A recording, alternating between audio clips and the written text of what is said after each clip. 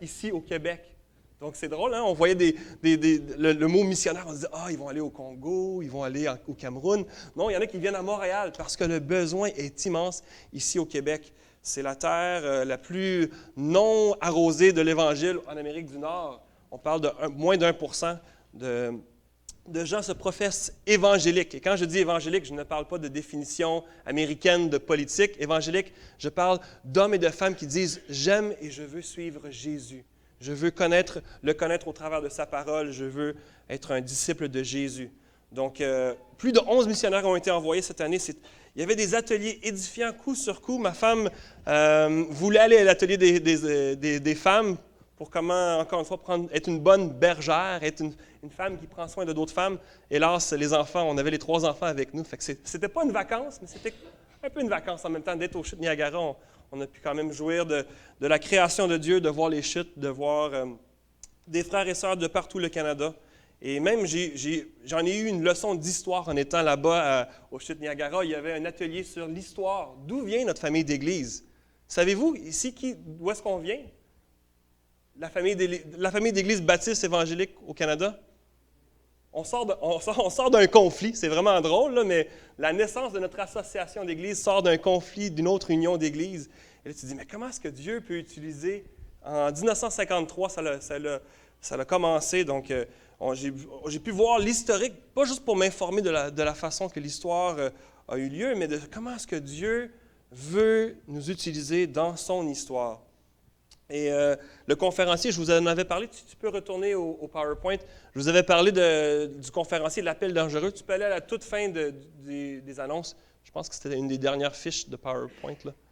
Donc, Marie va remettre ça. Mais l'appel dangereux du ministère, on a parlé de notre identité, on a parlé de l'idole que peut devenir le ministère pour un pasteur. Le pasteur qui dit, ça devient tellement son sujet de fierté, ou il devient tellement obsédé avec l'idée d'être un bon pasteur qu'il oublie que d'abord et avant tout, le pasteur est une brebis. Francis est une brebis. Jean-François est une brebis. Je suis une brebis. Avant même que je puisse prendre soin de vos cœurs, j'ai besoin de laisser Jésus prendre soin de mon cœur. Et on a été confrontés à plusieurs encore des sujets réels. L'idée de, on ne peut jamais, en anglais on dit graduate, on ne peut jamais graduer de la classe nécessitant de la grâce de Dieu. Tous ici ont toujours besoin de la grâce de Dieu. On pense des fois que le salut, c'est un moment spontané, un moment dans notre vie, mais on sait que la grâce, elle est nécessaire tout le long de notre vie. Et bref, coup sur coup, on a été confrontés à la parole de Dieu dans le psaume 27. On nous a amenés à louer le Seigneur, à adorer Dieu et à mieux connaître notre merveilleux Sauveur. Finalement, je veux juste terminer avec l'idée on a eu du temps en fraternité. C'est le nom de notre association d'église s'appelle The Fellowship. En anglais, ça s'exprime par soi-même, The Fellowship. D'être en communion. À la fin de l'événement, il y a eu un banquet. Le but du banquet, c'est d'être avec d'autres frères et d'autres sœurs. Je ne rencontre pas les gens de Vancouver régulièrement. Je ne rencontre pas les gens même de l'Ontario régulièrement. Mais de réaliser qu'on est tous sous un même Sauveur, qu'on travaille tous, on se retrousse les manches ensemble pour faire connaître Jésus dans nos quartiers, dans nos régions, dans nos familles. Et on prend même le temps d'avoir des projets communs.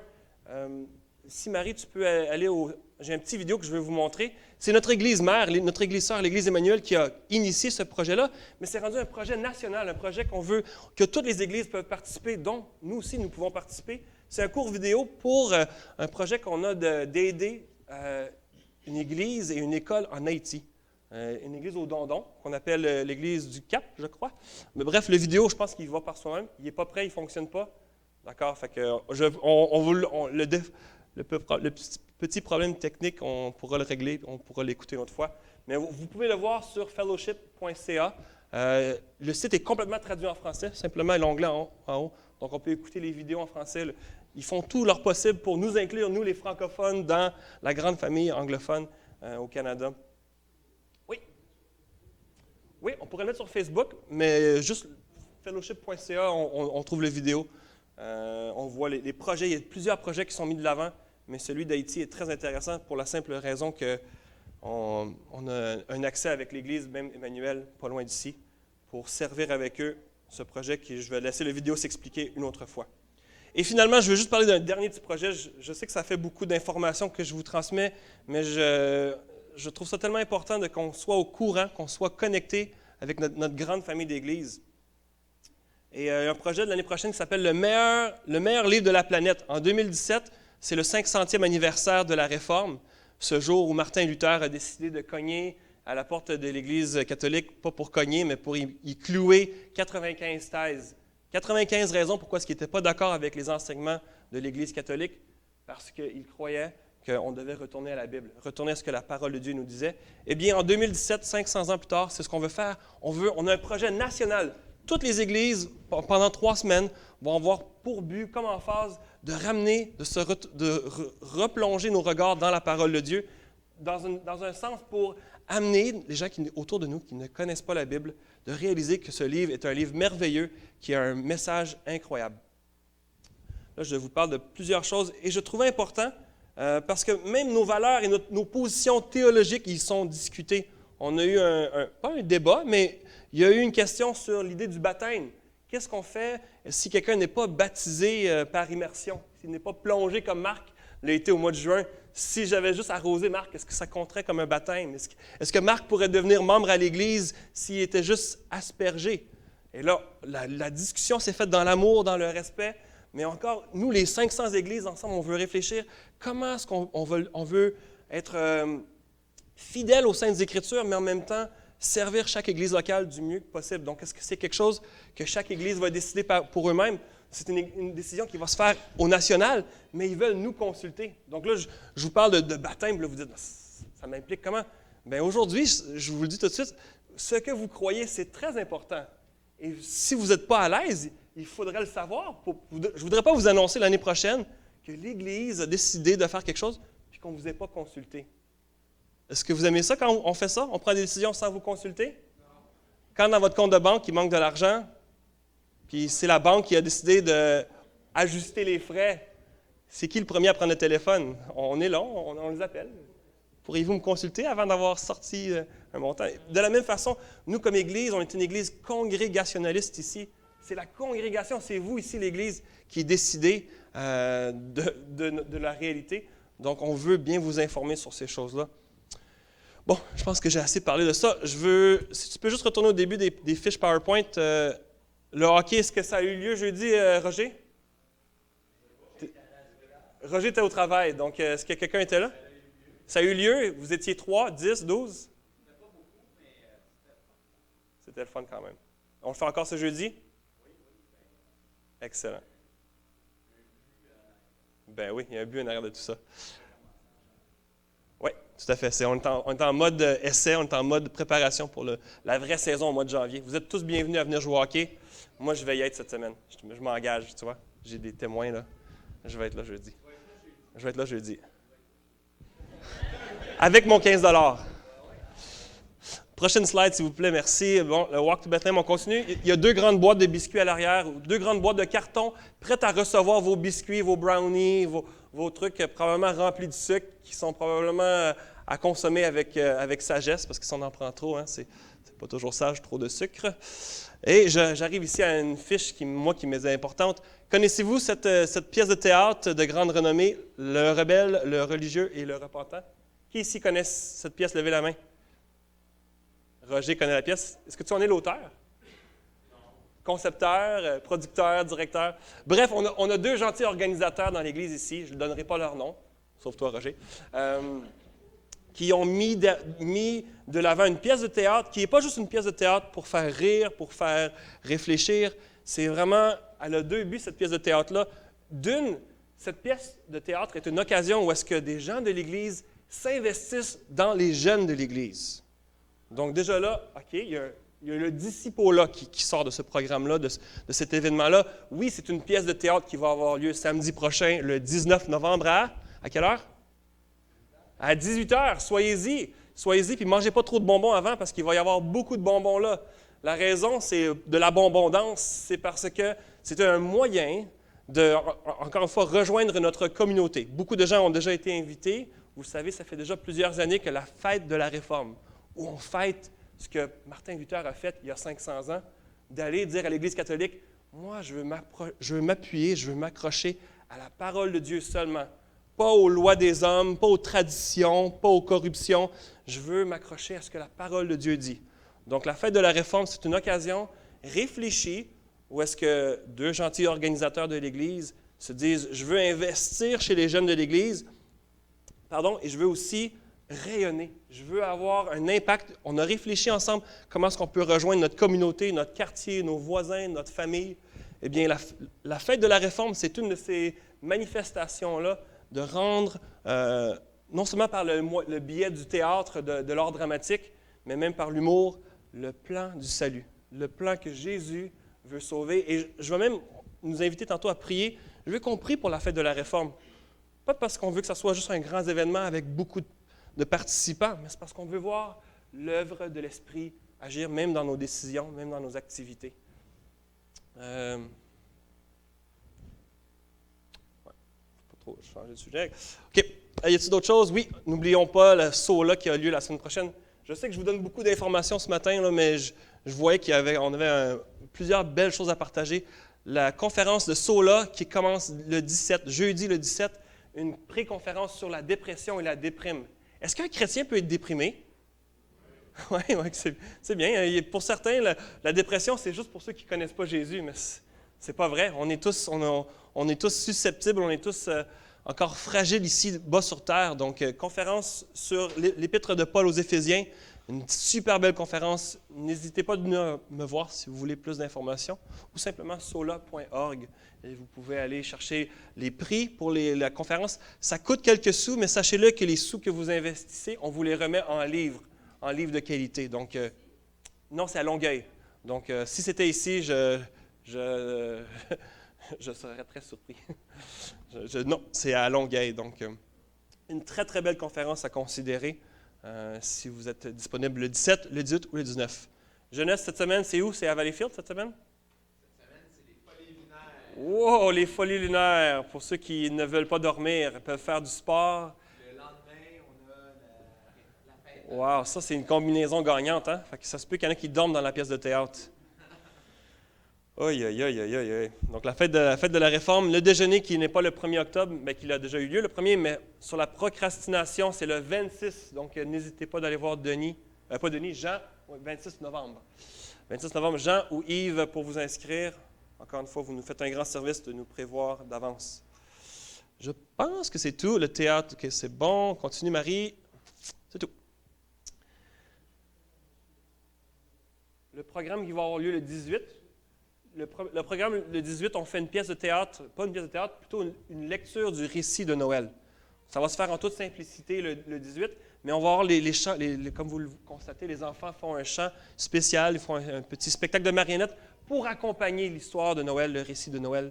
Tandis que le 25, sachez-le, l'Église va être ouverte. Ceux qui ne le savent pas, le 24, on a le minuit chrétien. Tradition déjà, hein, c'est notre deuxième, c'est obligatoire quasiment. Soyez-y, le 24 à 11h, on fait le réveillon, on fait de 11h à minuit ici à l'Église. Et le lendemain, sachez-le que le culte va être repoussé un petit peu, mais on va quand même avoir une petite célébration le 25. Si vous n'êtes pas dans la famille, si vous n'êtes pas parti, sachez-le que votre famille, l'Église, elle est toujours ici pour être avec vous. Donc, ça vous donne le temps d'ouvrir vos cadeaux rapidement à 7h le matin. Puis je pense qu'on va repousser le culte au lieu de 10h, soit 10h30 ou 11h. On vous tient au courant des heures précises, là, mais il y aura toujours une place dans notre cœur pour adorer la venue de notre Sauveur, de notre Seigneur Jésus. Donc, sur cela, laissez-moi reprier parce que je pense que j'ai tellement dit de choses que je veux juste me recentrer. Seigneur Jésus, merci tellement pour ce temps. Merci pour cette Église ici. C'est une joie d'être ici. Moi, j'y trouve un plaisir incroyable d'être ton enfant, de t'appartenir et de savoir que je suis dans ta sûre main, de savoir que toute ma vie, les grandes décisions comme les petites, elles t'appartiennent. Et je veux soumettre ma vie, on veut soumettre nos vies ici ce matin, Seigneur Jésus. Et c'est ce qu'on veut faire quand on vient dans la parole de Dieu. On veut laisser ta parole nous instruire. On veut laisser ta parole nous convaincre de péché, nous convaincre de ce que tu veux pour nous.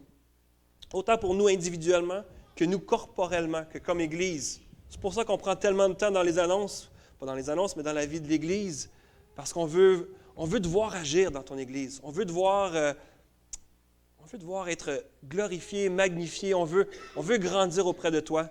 Et il n'y a pas plus belle façon que de se frotter les uns contre les autres, être avec les frères et les sœurs pour vivre en communauté. Seigneur, je te demande de bénir la fête de la Réforme qui s'en vient déjà dans 6 jours. De bénir leur pratique ce soir, que l'harmonie puisse régner. Encore plus, que ton nom puisse être élevé par cette pièce de théâtre, par les divers moyens qu'on veut montrer de l'amour à nos voisins, à nos prochains. Seigneur, on ne veut pas faire les choses juste pour les faire, on veut bien réfléchir. Seigneur, c'est ce que je te loue de ce matin. Le passage m'amène moi encore à réfléchir, m'amène à genoux. Seigneur, c'est ce qu'on fait ce matin, on vient à genoux, on vient courber nos cœurs, courber nos êtres devant toi, le Maître souverain, celui qui n'a pas besoin d'être élu, tu es le Roi des rois, le Seigneur des seigneurs, tu es souverain. Et pour cela, nous t'en louons. Seigneur, ouvre nos cœurs ce matin, ouvre nos cœurs ce n'est pas vraiment une prédication, c'est plutôt une méditation, un partage. Eh bien, Seigneur, ouvre nos cœurs à recevoir juste ce qui vient de toi. Ce qui vient de moi, ce n'est pas important. Mais Seigneur, ta parole, comme elle est précieuse, comme nous voulons bien la considérer ce matin. En ton nom. Amen. Je l'ai dit dans ma prière, mais je suis vraiment heureux d'être avec vous. Puis je tiens à vous le communiquer. Des fois, là, on roule tellement occupé qu'on devient... on perd des fois de vue l'essentiel ou le plus important. Et je tenais à vous le communiquer. Oui, ça fait 4 mois que je n'ai pas prêché avec vous, prêché ici ce matin, prêché depuis le mois de juillet. Mais c'est une joie. La famille Côte-Noire, Daniel, William et les enfants, surtout William, je parle en mon nom, là. C'est vraiment la joie d'être avec vous ce matin. C'est la joie de faire partie de l'Église, d'œuvrer. Des fois, je le texte à mes amis, mais je veux le texter à tout le monde. Je veux le dire à tout le monde. Pas juste texter, je veux le communiquer. La joie d'être ensemble, la joie de faire partie de l'Église de Dieu, c'est quelque chose qu'on doit se communiquer. Je suis heureux d'être ici. J'espère que vous êtes ici, pas par devoir, pas par obligation, mais avec la joie qui vient avec d'être un enfant de Dieu. Et je faisais le retour de ces derniers mois, et j'imagine que vous l'avez fait aussi. Ces derniers mois, on a eu plusieurs prédicateurs, plusieurs événements qui ont eu lieu, autant comme Église, la fête de la Réforme qui s'en vient, mais il y a eu d'autres événements qui ont eu lieu. Le camp du Trésor, on n'a pas vraiment refait le point. On pourrait se remémorer qu'est-ce que Dieu a fait cet été, même dans le camp du Trésor. Les enfants ont entendu l'Évangile. Il y a des gens qui ont pu se joindre à l'Église grâce à ce programme du camp du Trésor. Mais je faisais le retour sur les différents prédicateurs qu'on a eus ces derniers mois. Et vous pouvez me les nommer, j'en suis sûr. Qui est venu prêcher la parole ces derniers 3-4 mois? José Lemoine, qui nous a parlé de... Tu étais dans une classe, OK? Tu as juste la moitié des points, mais c'est correct. José Lemoine qui nous disait, on ne peut pas s'enfuir de nos problèmes. On ne peut pas fuir. Dieu va toujours... non seulement nos problèmes vont nous fuir, mais on ne peut pas s'enfuir de Dieu. Il est en train de nous passer au travers le premier chapitre de Ruth, et il va continuer à venir dans l'année qui s'en vient. José va faire probablement toute l'épître de Ruth avec nous. Et c'est une joie d'avoir José parmi nous. Robert Charpentier, qui revient la semaine prochaine, encore prêcher la parole de Dieu. Il nous avait parlé de cette femme samaritaine, vous vous souvenez, prêchait sans notes, comme un père qui parle à ses enfants. Il nous parlait de la femme samaritaine, laisse ta cruche. Vous vous souvenez? Il a fait pleurer ta fille à cause du fameux chocolat qu'il n'a pas donné. Aïe, aïe, aïe. Des fois, on se souvient des meilleures choses, des fois, on ne se souvient pas des choses les plus importantes, mais oui. Tu as vu sur le site, oui. On a eu Yves Descaries qui est venu nous parler de l'agneau de Dieu il y a quelques semaines, du steak, comme dirait Francis. Hein? C'était du steak spirituel. L'agneau de Dieu, Jean-Baptiste, Jean 1, oui. On a eu Jean-Marie Famille qui est venu nous apporter la parole, Daniel Saglietto nous a encouragé à résister, résister à la séduction, à la confusion, au découragement. On a eu son père à 2 reprises, qui est de retour en France, qui vous envoie ses salutations. Je lui ai parlé cette semaine par courriel, puis... Jean Saglietto est venu nous parler de l'espoir même dans la souffrance. On a eu toutes sortes de beaux messages. Et je pourrais faire un message, juste des messages, mais ce n'est pas ça le but ce matin. Je ne veux pas vous parler de tous ces messages-là, mais vraiment, ça vaut la peine de considérer comment est-ce qu'on a été bénis. N'est-ce pas? Dieu nous nourrit de toutes sortes de façons.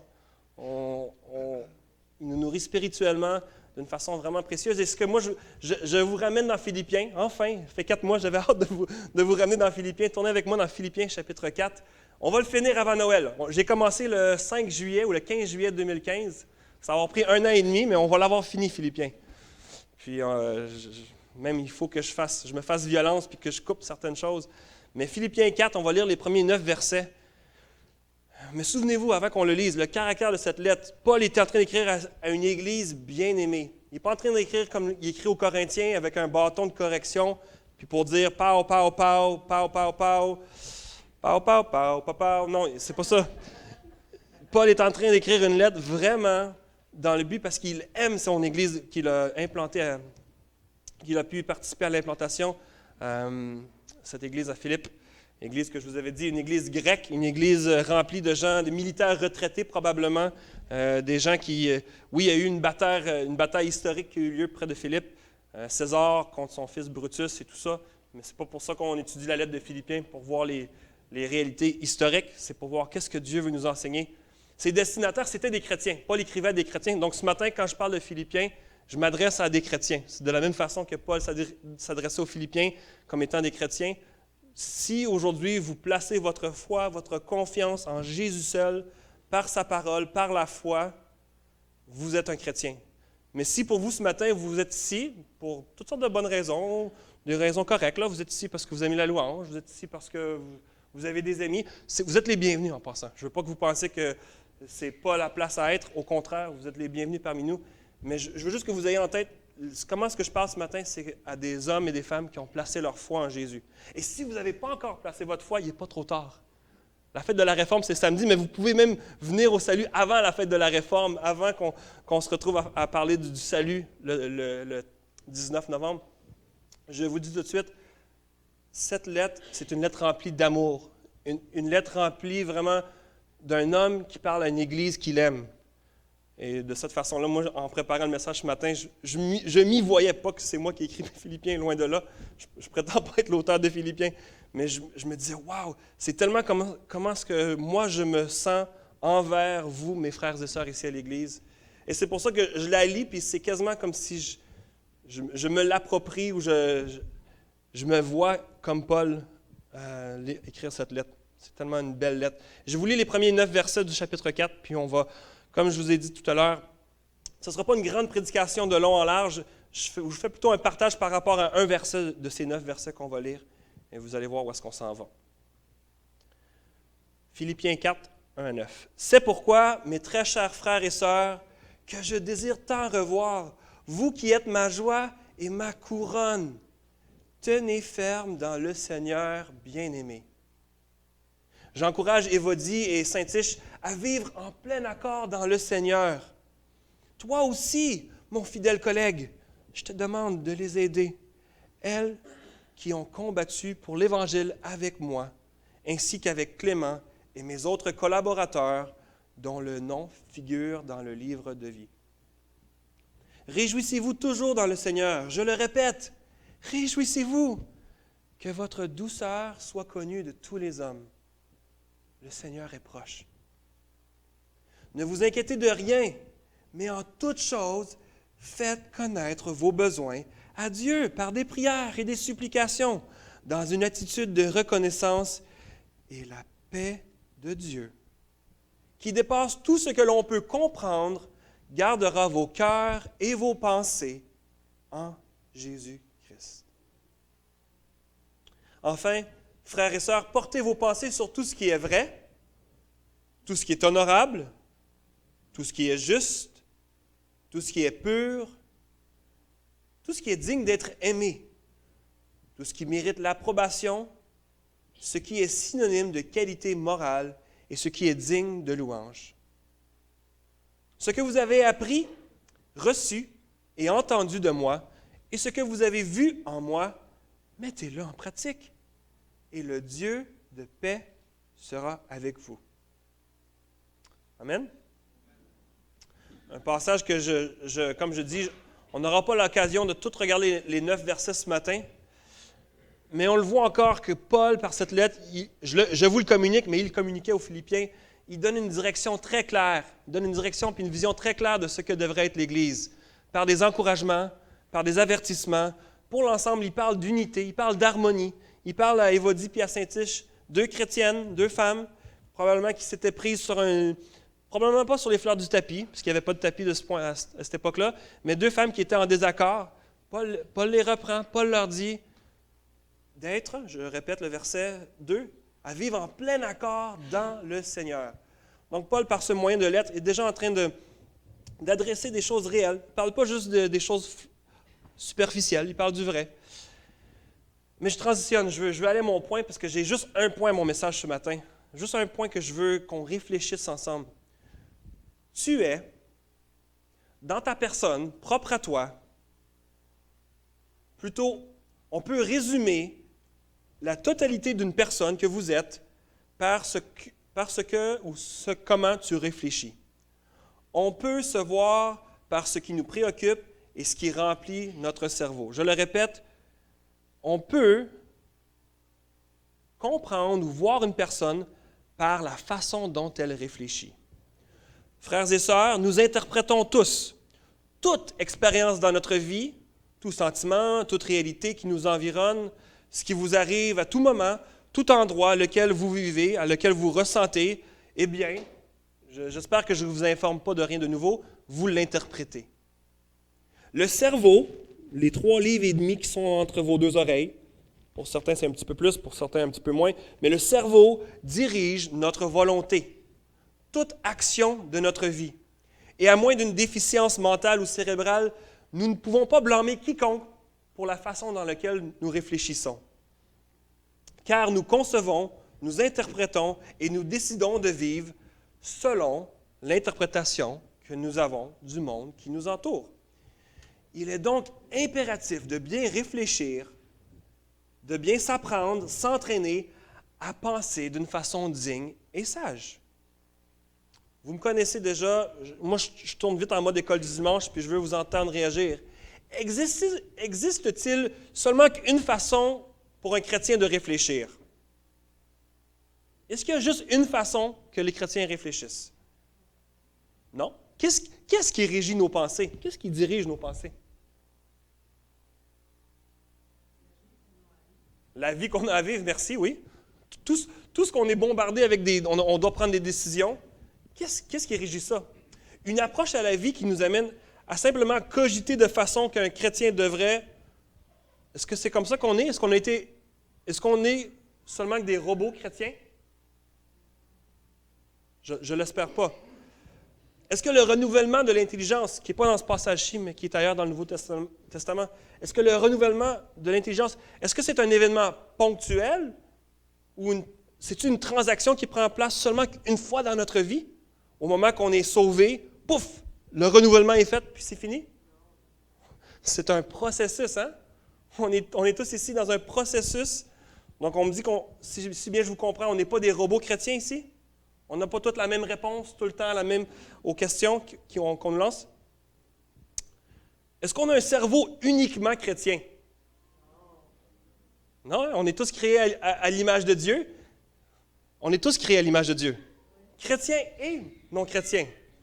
Est-ce que la musique, c'est juste la musique chrétienne ou est-ce qu'on peut écouter de la musique qui est non chrétienne, mais qui peut avoir des bonnes valeurs? Je nous amène à réfléchir ce matin. Est-ce que l'ingénierie, c'est chrétien? Ah, moi, je suis un ingénieur, je m'appelle Sébastien, je fais de l'ingénierie chrétienne. Tout ce que je fais, c'est chrétien. La médecine, est-ce que la médecine, c'est de la médecine chrétienne ou tu es un chrétien qui fait de la médecine? Un chrétien qui fait de la médecine, pour la gloire de Dieu. L'architecture, moi je suis un architecte chrétien. Tout ce que je fais, il y a toujours des croix dessus, il y a toujours... J'amène au farfelu, là, mais la mathématique, moi je fais juste de la mathématique chrétienne. Moi, je vous amène à... Je sais que je vous étire ce matin. Mon message n'est pas... C'est pas de la même façon que je l'apporterais d'habitude. L'algèbre, est-ce que l'algèbre c'est chrétien ou pas chrétien? Les arts, oh boy, là j'arrive dans un sujet gros, large. Est-ce qu'on peut être artiste chrétien ou bien chrétien qui fait des arts? Un chrétien qui fait des arts. Donc, la pièce de théâtre demain, samedi prochain, ça va être une pièce faite par des chrétiens. Puis, est-ce que la pièce comme telle, on va la retrouver au ciel? Je te mélange. C'est parfait. J'ai réussi. Je voulais mélanger Eric ce matin, j'ai réussi. La cuisine, est-ce qu'on peut être un cuisinier chrétien ou bien un chrétien qui fait de la cuisine? Voyez-vous où est-ce que je m'en vais, là? Je m'en vais dans toutes les avenues de la vie. Est-ce qu'on peut amener nos cerveaux à reconnaître la beauté et la diversité de la vie?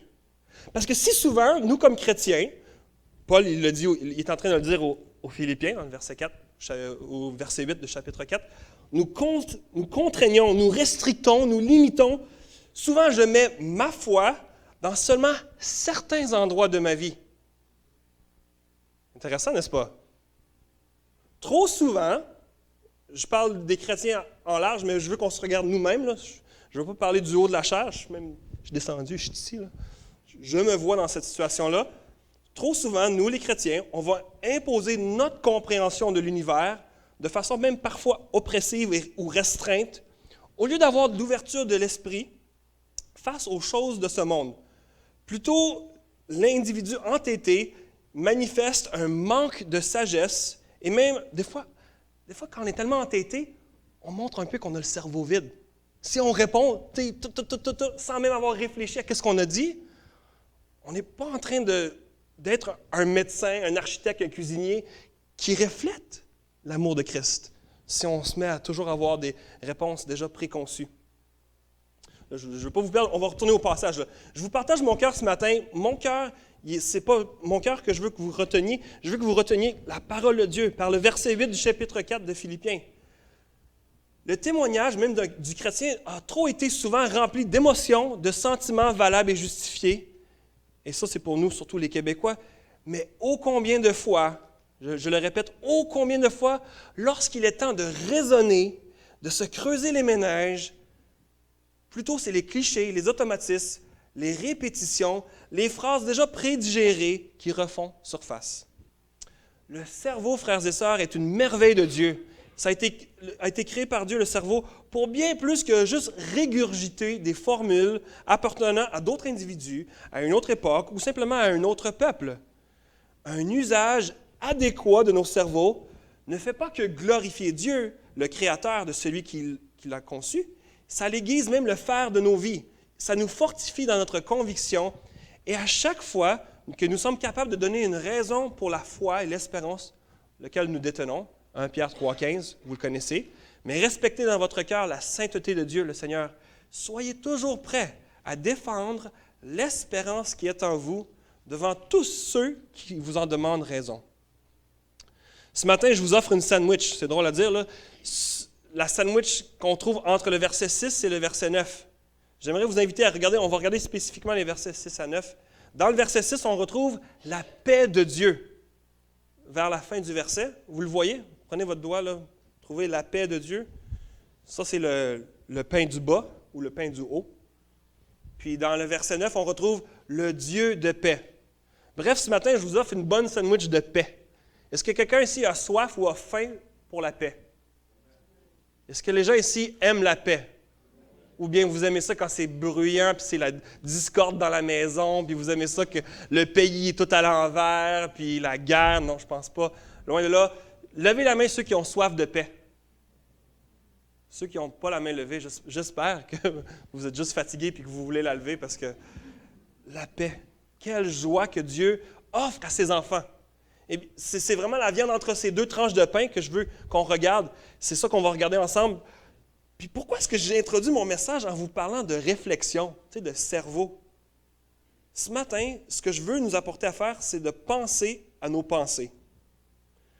Tout simplement, c'est parce que le verset 8, la viande entre le 6 et le 9, c'est ce qui est utile, oui, pour les chrétiens de la ville de Philippe, mais encore plus pour nous, les chrétiens de Vaudreuil, de l'Église de Vaudreuil. Si on veut jouir d'une harmonie, d'une paix, comme le Seigneur le veut pour ses enfants, eh bien, le verset 8, ce qui est vrai, vous pouvez regarder le verset 8, ce qui est noble, ce qui est juste, ce qui est pur, ce qui est aimable, si c'est d'une qualité morale jugée d'excellence, si c'est de digne de louange, que ça puisse être l'objet de nos pensées.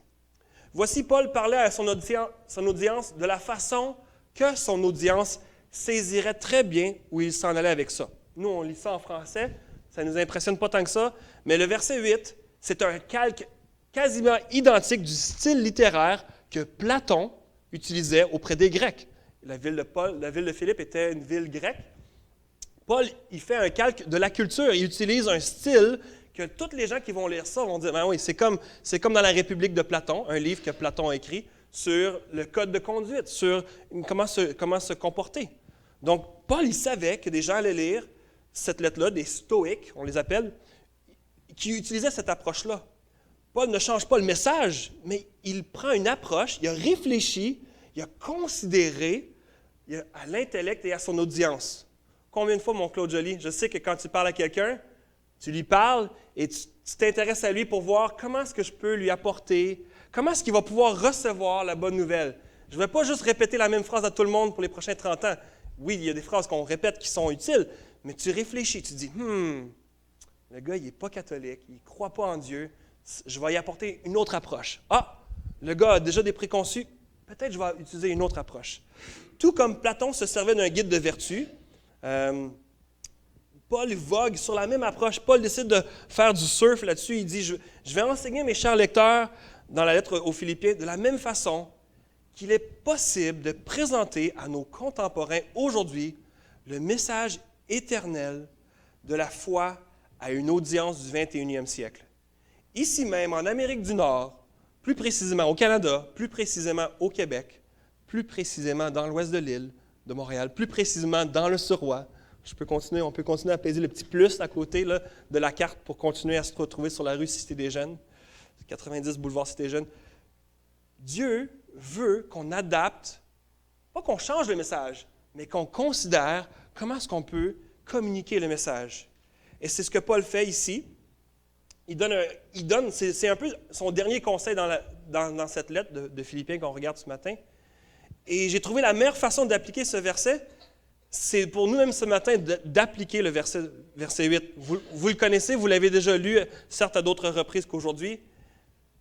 Mais si on peut lire Philippiens 4.8, ne voyez pas Philippiens 4.8 comme « Ah, c'est comme ça que je peux être sauvé, c'est comme ça que je vais devenir un enfant de Dieu. C'est en faisant ce qui est vrai, ce qui est juste, ce qui est pur, ce qui est honorable. » Est-ce qu'on est en train de garder le verset dans son contexte? Là, on est complètement. Tu vois, je suis décentré, oui, tu as raison, j'ai perdu ma place, il faut que je revienne. Puis Philippiens 4.8 s'adresse à des chrétiens qui ont besoin de renouveler leur intelligence. Qui ici a besoin d'être réajusté? Je lève les deux mains pour ma femme, pour mes enfants. On a constamment besoin d'avoir une pensée renouvelée, puis se dire, quelles devraient être mes pensées? Dans ma façon de présenter l'Évangile, dans ma façon d'élever mes enfants, dans la façon de travailler de façon à la gloire de Dieu, que je sois cuisinier, médecin, employé chez Hydro-Québec, gars de construction, à ma propre charge, qu'il y a des employés qui me regardent tous les jours. Tout ça, Philippiens 4.8 s'applique.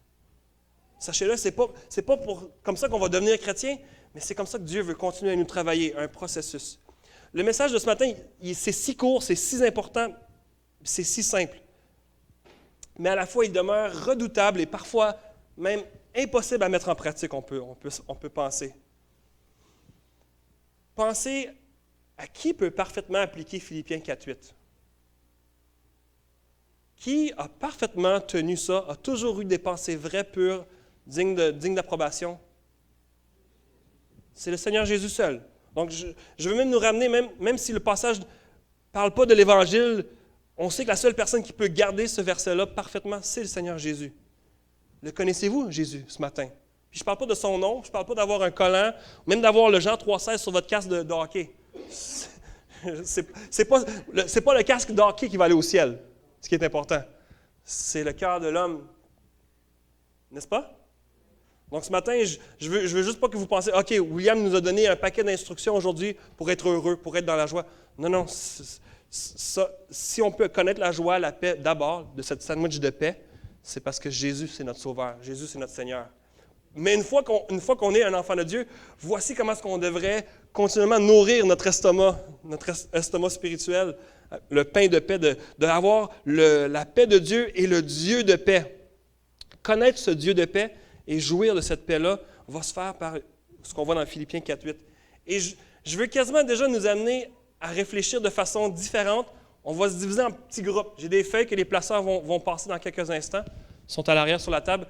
Je veux qu'on applique ce message. Verset 6 nous parle de « Si tu as des inquiétudes, qu'est-ce qu'on fait? »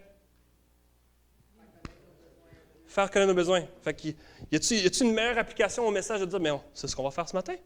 On va faire connaître nos besoins à Dieu par des prières, par des supplications. » Verset 6 nous prépare pour verset 8.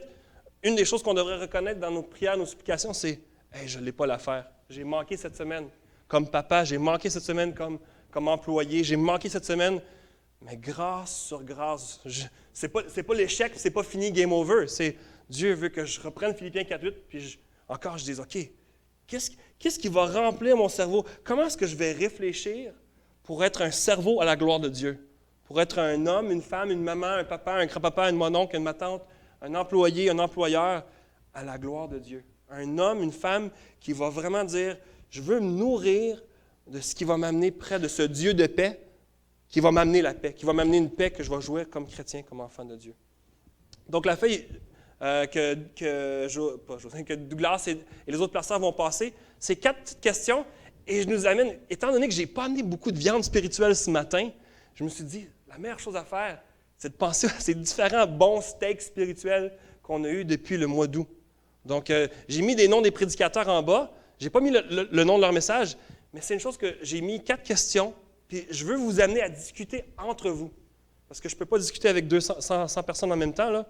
Je me suis dit, on va se mettre en petits groupes de 3, de 4, de 5, même de 6, ce n'est pas grave. Mais le but, c'est de prendre la feuille, regarder les questions puis de dire, ce matin, moi, je veux que mes pensées soient comme Philippiens 4.8. Je veux réfléchir à faire l'inventaire de qu'est-ce que Dieu m'a montré qui est bon, qui est pur, qui est honorable, qui est juste. Et là, je prends juste le contexte du dimanche matin. J'espère que ce n'est pas les seules fois que vous avez été confrontés à la parole de Dieu ces derniers mois. J'espère que par vos cultes personnels, par votre temps avec d'autres frères et d'autres sœurs, dans une voiture, que ce soit par une prédication que vous avez écoutée en ligne. Je ne restreins pas la discussion de vos petits groupes juste à ce qui est là, mais je voulais au moins vous donner une piste de départ. Parlons des prédications. Parlons pas du chocolat qu'on ne nous a pas donné, mais parlons des grandes lignes qui ont été enseignées dans ces différents messages-là, que ce soit sur la souffrance, que ce soit sur l'Évangile comme tel. Cette femme qui a laissé sa cruche, qui a décidé, moi, je veux suivre Jésus. C'est ce qu'on a entendu il y a 2 semaines. Samuel nous a partagé son témoignage. Samuel veut devenir membre. Il le dit, il le déclarait par ça. Puis vous avez l'occasion, si vous dites, je veux connaître plus sur l'histoire de Samuel. Samuel ne veut pas parler de lui. Samuel veut parler de Jésus. Samuel veut parler, qu'est-ce que Jésus a fait dans sa vie? Voici une autre façon qu'on peut se nourrir, qu'on peut dire, hey, mes pensées, je veux les mettre, Philippiens 4.8, d'une façon pure, honorable, juste. Et des fois, on est surpris, on dit, mercredi, je ne me rappelle même pas qu'est-ce que William ou l'autre prédicateur a prêché un dimanche. On est rendu mercredi. Est-ce que c'est parce qu'on remplit notre tête de d'autres choses? Et là, ça, c'est l'examination que, revenez encore à Philippiens 4.6, prière, supplication. Seigneur, aide-moi à être judicieux, à choisir qu'est-ce que je mets et qu'est-ce que je ne mets pas dans ma tête. Qu'est-ce que j'écoute, qu'est-ce que je n'écoute pas. Le but, ce n'est pas de devenir la police et de dire « Tu peux juste écouter de la musique chrétienne, tu peux juste faire des mathématiques chrétiennes, tu peux juste faire de la cuisine chrétienne, tu peux juste… » C'est pas ça. Dieu nous appelle à être des enfants de Dieu qui vont dire « Mais mon cerveau, je veux le remplir de choses qui vont l'honorer, qui vont le glorifier. » Fait que moi, de voir les chutes Niagara cette semaine, il n'y a pas un verset biblique qui parle des chutes Niagara, mais ça m'a poussé vers mon Créateur. Ça m'a poussé à dire « Wow, Dieu, tu fais des choses incroyables. Tu es un artiste. Dieu, quand on a beaucoup trop mangé au congrès, il y a des repas sur des repas sur des repas. Dieu, il est tellement gracieux envers nous. Pas gracieux, mais gracieux. Il est généreux envers nous. Il nous donne grâce sur grâce, nourriture, lit. Qui ici n'a pas eu de lit cette semaine? Je peux le dire à vous, mais si on était en Haïti, plusieurs pourraient dire, moi, je n'ai pas eu de lit cette semaine, ou je n'ai pas eu de toit cette semaine, ou je n'ai pas eu autant de nourriture que mon estomac aurait voulu. D'où pourquoi je vais rejouer la vidéo la semaine prochaine. Les ventres creux. Les enfants qui n'ont pas de nourriture, c'est très difficile pour eux d'apprendre. Autant d'apprendre les mathématiques, chrétiennes ou pas chrétiennes. Ce n'est pas les mathématiques qui sont chrétiennes. Les mathématiques, mais quand on vient à ouvrir la parole de Dieu, si l'enfant a faim, comment est-ce qu'il va entendre le message de la parole de Dieu si c'est son ventre qui gronde, qui le déconcentre? Donc, prendre soin de son prochain, être le bon samaritain, c'est une occasion. Le projet Ventre creux d'Haïti, là, je vais vous en reparler davantage dans les semaines à venir. Mais bon, si les placeurs peuvent déjà distribuer, je veux qu'on prenne 10 minutes. Il est 25, on va prendre 10 minutes, on se met en petit groupe. Puis si vous avez peur d'être avec quelqu'un qui en connaît plus que vous, n'ayez pas peur.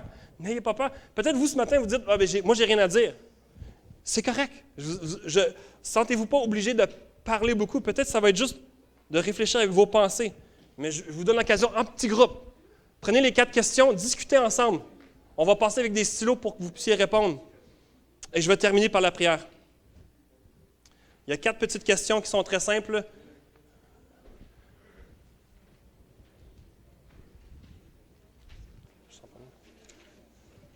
Je vais juste lire rapidement les questions. C'est très, très simple. Parce qu'en repassant les prédications de ces derniers mois,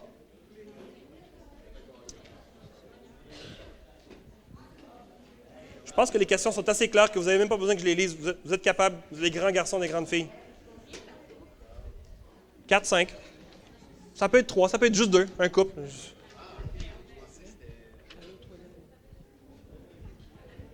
Trop gros veut dire qu'on ne peut pas parler beaucoup. Fait que